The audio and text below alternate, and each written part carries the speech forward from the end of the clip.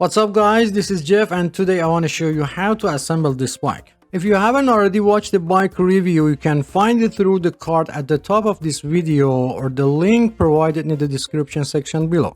I hope this video will help you during the assembly process.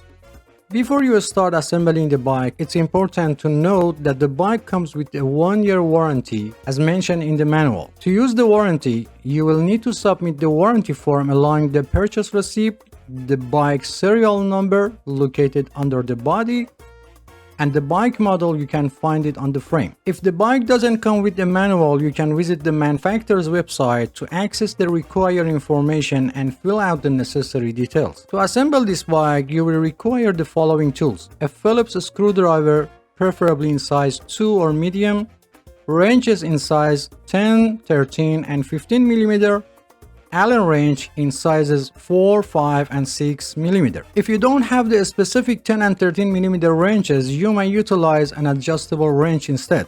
However, it's required to have a 15 mm open-end wrench available. I generally recommended utilizing a 3-way Allen wrench with sizes 4, 5, and 6 mm. These sizes are more commonly employed and can endure significant pressure during assembly. If you need to purchase these tools, I've included a link in the description section below where you can find them at the lowest available price. These bikes are manufactured in China and their measurement system is based on the metric system. However, you can also use inch wrenches if needed. The wrenches may feel slightly loose in some instances, but they are still capable of tightening the screws and nuts. These are the size of inch wrenches that you can use. Some parts of this video are common to all bikes, and in order to be able to give you a complete explanation, I've used several bikes. So don't be surprised if you see different bikes in some part of video. Okay, let's start. First, check the box completely to make sure there is no any damage. If the box appears to be damaged when opening it, make sure the bike parts are not damaged in the damaged area of the box. Avoid tearing the box completely when removing the bike. Why? The reason for keeping the box is that the bike may have been damaged during shipping and you plan to return it to the store and you will need the box for return process. Before returning the product, you can contact manufacturer customer service and ask them to send you a damaged part free of charge. Each store considers a return time policy for itself. For example, eBay or Amazon, you have 30 days to return the product. Make sure they get the part to you before this date, otherwise return the product. To open the box, use a 1/2 inch deep cutter or knife and start by cutting the top and side of the box. Even you cut through the middle of the top, as long as your cutter blade dip stays within 1/2 inch, it won't affect the bike.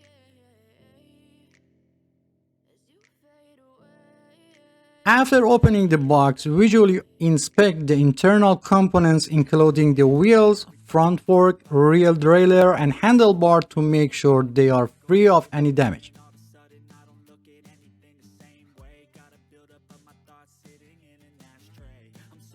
After making sure that the bike components are intact, you can take the bike out of the box and still avoid tearing the box.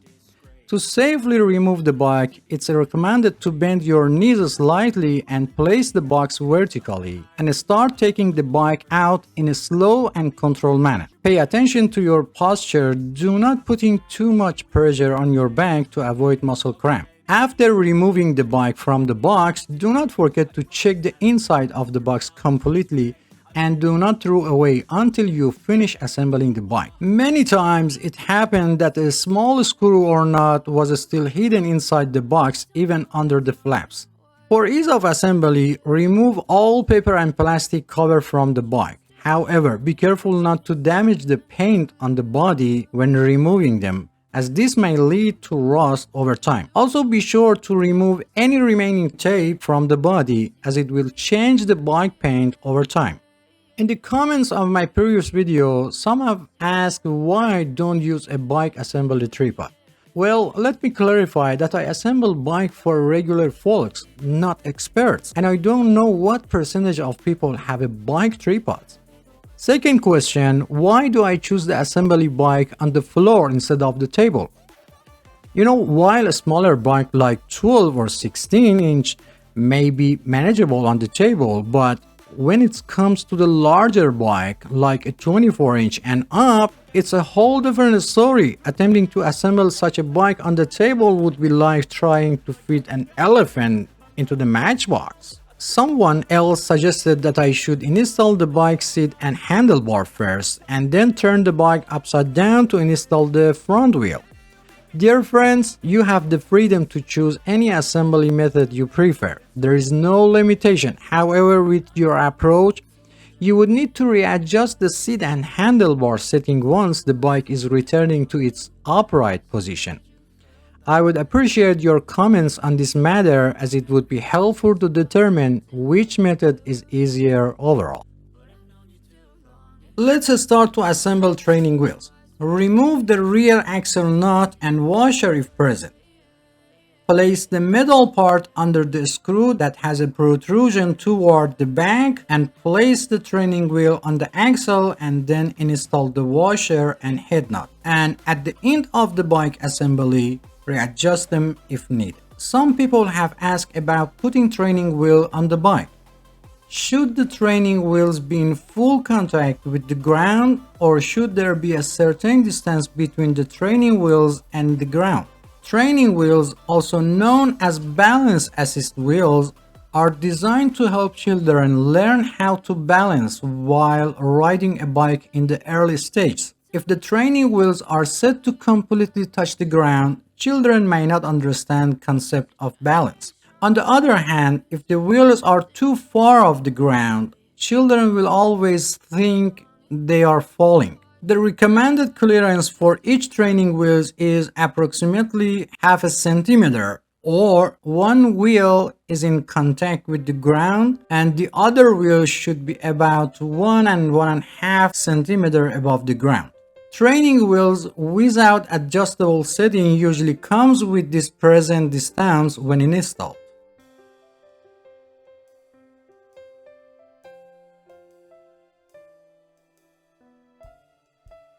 To determine the correct direction, turn the fork so that the brake system is facing forward.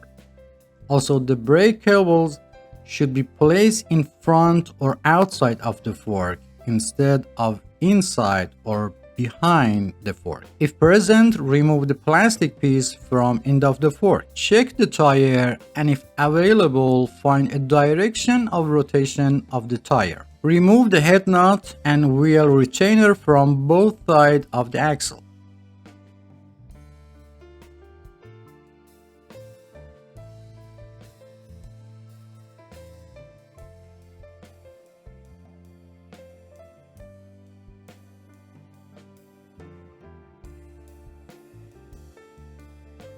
If the brake wire is not already loosened, loosen the anchor nut that's holding the brake wire.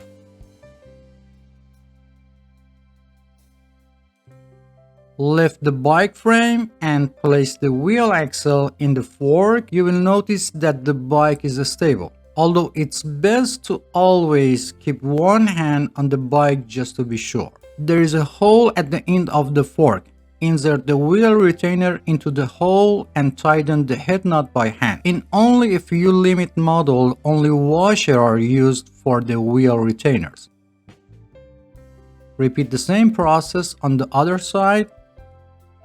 If the rim is warped or bent, I made a video on how to fix it and I've put the link in the description section below.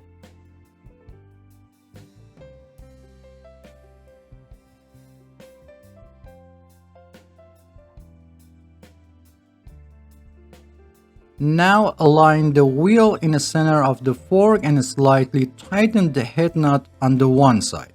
Tighten the nut slightly on the other side and finally tighten the head nut on each side completely. And don't forget to check the alignment of the wheel during the process. If the fork was bent and you couldn't put the tire in the fork, I made a video and I've put the link in the description section below how to fix it.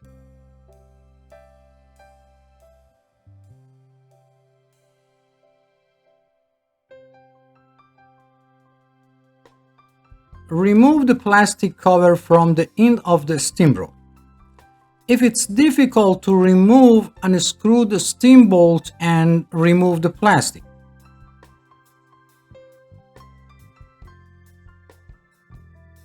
Place your finger on the steam bolt and insert it into the head tube.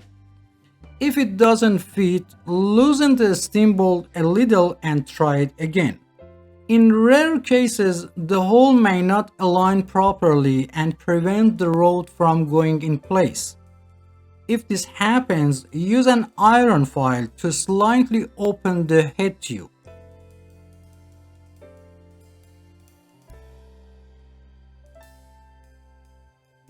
The height of the handle is adjusted. You can increase the height by half the length of the steam rod. Look for a specific mark or color on the bar to indicate the maximum height. For safety, the mark on the rod must be inside the tube. Align the tire with the handlebar and tighten the screw on the stem to secure the handlebar in place.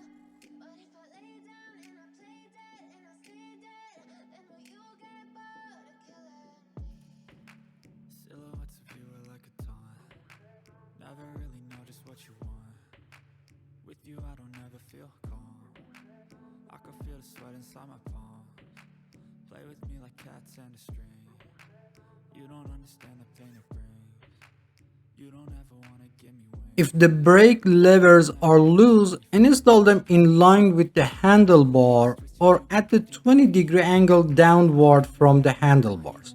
Sometimes you hear a cracking sound while tightening the screw. This is normal and don't worry. On 99% of bikes, the brake lever adjustment screw is often found next to the brake handle. You might wonder about purpose. Sometimes people with a smaller hand, especially children, find it difficult to reach and hold the brake handle properly. In such case, you can adjust the screw to reduce the distance between the brake handle and the handlebar grips. If necessary, start by loosening the anchor nut that holds the brake's wire. Then, tighten the screw on the brake handle.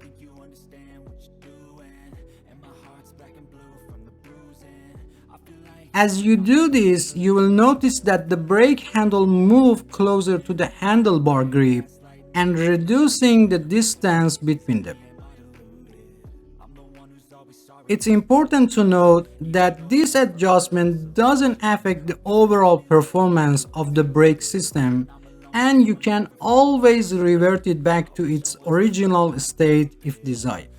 Close the adjusting barrel on brake handle completely and make sure that the groove of the adjusting barrel is not aligned with the groove of the brake handle. Check that the brake pads are only in contact with the rim when braking. Press the brake arm and observe the position of the pads and adjust them if necessary.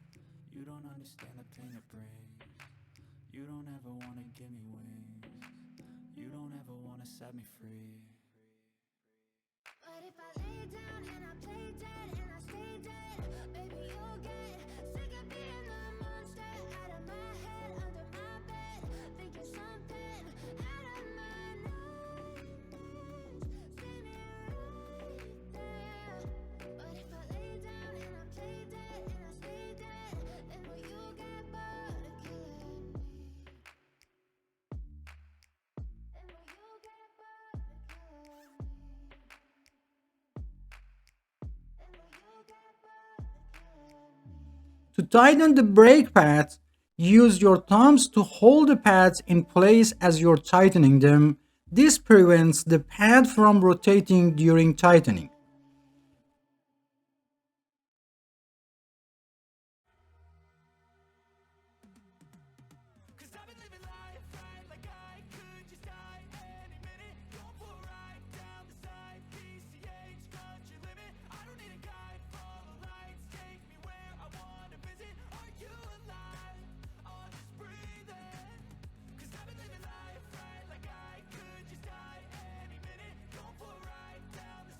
To adjust the tension of the brake cable, Press both brake arm with 2 fingers and loosen the anchor knot.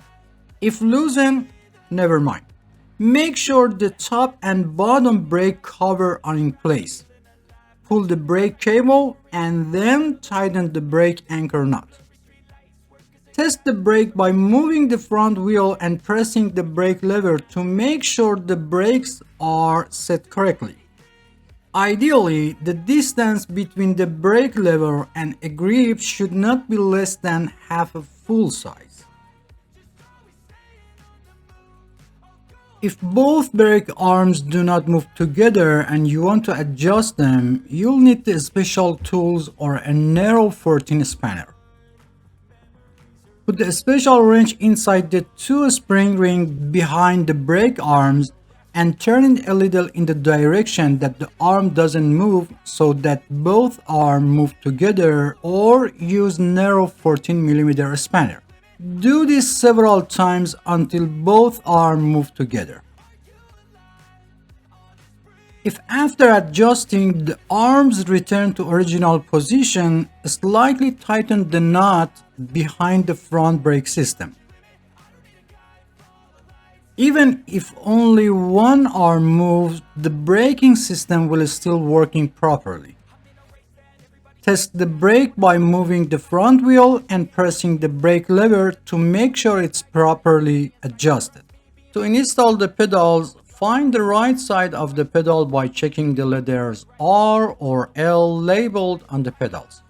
If there is no label, look for engraved letters on the bottom of the metal part. If the chain has came off the sun wheel or sprocket, reinstall it by placing it on the sprocket with your thumb and turning the pedal once.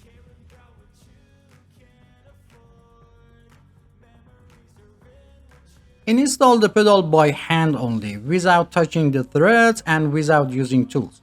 Be careful to install the pedal vertically on the crank arm to avoid damage to the pedal and crank threads. For the left side, turn it counterclockwise, or easy way, turn it toward the front of the bike. After making sure the pedal is in the correct position, turn it a few times by hand, then while holding the real wheel, use a 15mm wrench to tighten it. In rare cases when the pedal cannot be installed, first install the pedal on the other side. Sometimes the pedal may be labeled with the letter L, but both pedals are designed for the right side of the bike.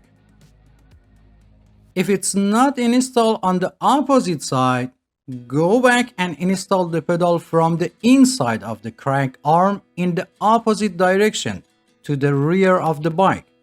This is done when the pedal or crank thread is damaged, and reversing the installation direction will help rebuild the thread paths for proper installation. Also, if the pedal installed in this position, then you know you have selected the right pedal.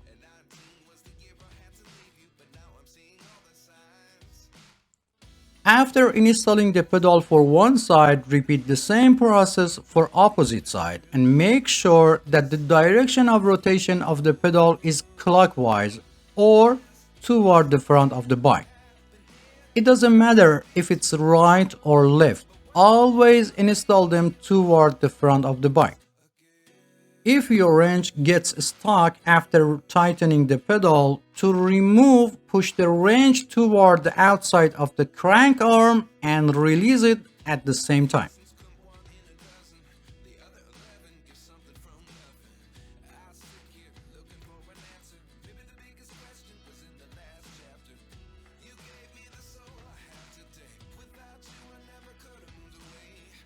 If the seat reflector is loose, use a Phillips screwdriver to tighten the reflector screw until it cannot move. Make sure the reflector is level and positioned correctly, and be sure not to over tighten the screw as it might break the reflector. I recommended installing the reflector close to the seat lock after adjusting the seat height. Note that I'm mounting the reflector close to the seat for minimal height. Open the quick release seat post lever and place the seat post in the desired position. While holding the quick release seat post nut with one hand, turn the quick release seat post lever a few times with the other hand until it feels tight. Close the quick release seat post lever regardless of height and direction of the seat and test the movement of the seat. If the seat still moves, open the quick release seat post lever. While holding the quick nut, rotate the lever one full turn and test again. Repeat this step until the seat stops moving. After the seat is secure, open the quick release seat post lever and adjust the height and direction of the seat and close the quick release seat post lever.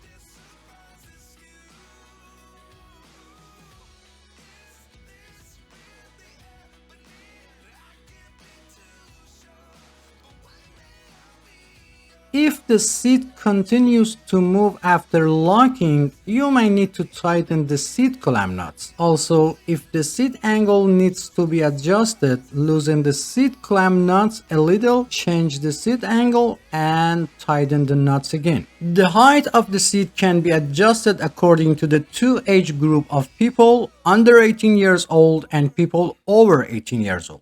It's important to keep in mind that the body continues to grow until about 18 to 25 of age and then growth slows down. For children under 14, it's recommended to buy a slightly larger bike to accommodate their future growth and choose the right size for people over 18 years old. It should be noted that the age alone is not a determining factor and body size and proportion are more important.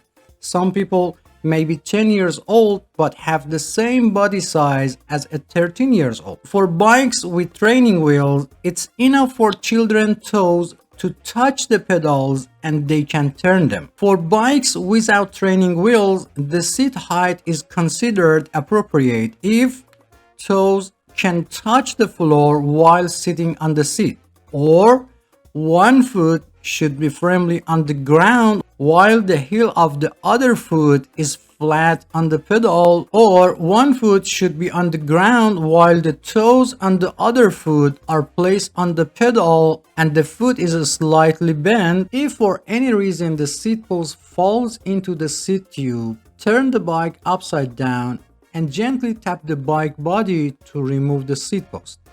Another solution to prevent the post from falling inside the seat tube is to install the seat post alone first and then attach the seat. This eliminates the possibility of the seat post falling into the pipe during the installation. At the end, it's necessary to check the work done and make sure that all bolts and nuts are properly tightened. When inflating tires, some people inflate the tire to the amount of air indicated on the tire. However, it's important to note that the value displayed on the tire represents the maximum air pressure that the tire can withstand. For most bikes, the recommended air pressure is between 25 to 35 psi. In another way, after inflating to 20 psi, sit on the bike to check the tire pressure. If the tire is not fully inflated, increase the amount of the air. Remember, the weight of the cyclist determines the amount of the tire inflation. To inflate the tire, first remove the valve cap and then put the air pump head on it. Sometimes this is difficult because by pressing the tube valve, the valve goes inside. If the tire is slightly inflated, first deflate it completely. Press your thumb on the back of the valve and place the air pump head on it. Inflate the tire halfway and make sure the tire is still on the rim. If part of tire pops out, release some air pressure, put the pops out area back inside the rim and reinflate it again.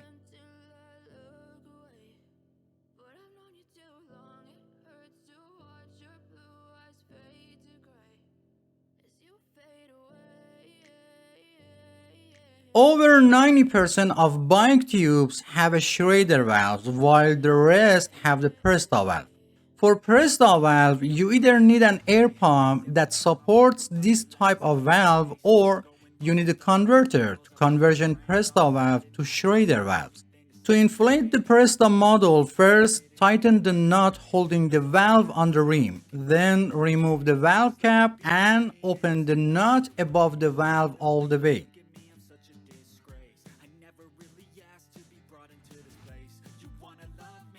Install the converter on it and inflate it like Schrader valve.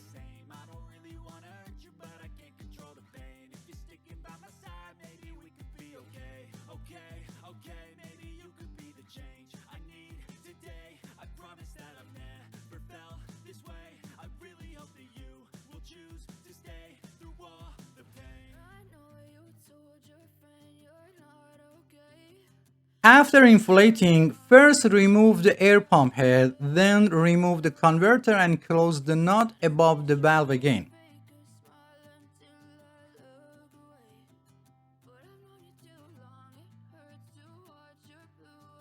And finally, put the cap on the valve. If the nut holding the valve on the rim is loose, tighten it again. And finally, it's very important to teach children how to use brakes before riding a bike.